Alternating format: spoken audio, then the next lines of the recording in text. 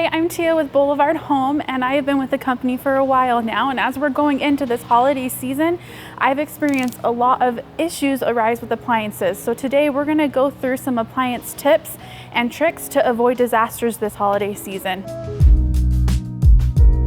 We have seen a lot of customers scramble at the last minute to get their appliances fixed. And I'll be honest, a lot of the times we can save the holidays and we'll get it taken care of for you.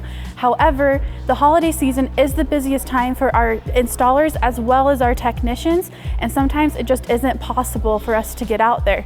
So let's get into some tips that can help prevent and help you enjoy your holiday season. The first tip that we want to go over with you is self-cleaning. It's probably one of our biggest culprits for ruining your holiday season.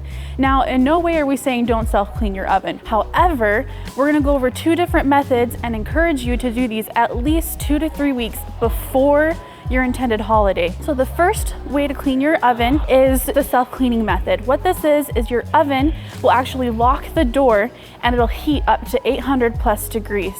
Now, sometimes when this happens, we can run into an issue where your oven will no longer heat. If this occurs, we do have technicians that can come out. But again, if you do that 2 to 3 weeks in advance, that gives us enough time to get the tech to your home, order parts if necessary, and come back out and install it before your big day. The other option you can use to clean your oven, which is personally my favorite, is the steam cleaning option. It's where you take a turkey pot or a big pan and you fill it with water, you stick it in your oven and you let it steam.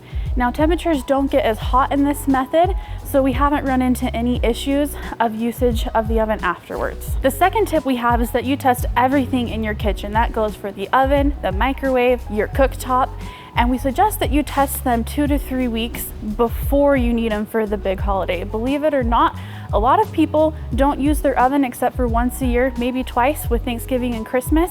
And if you wait to test your unit till then, you won't know if there's anything wrong. And again, if it's not in enough time for us to get a tech out to you, we won't be able to fix it.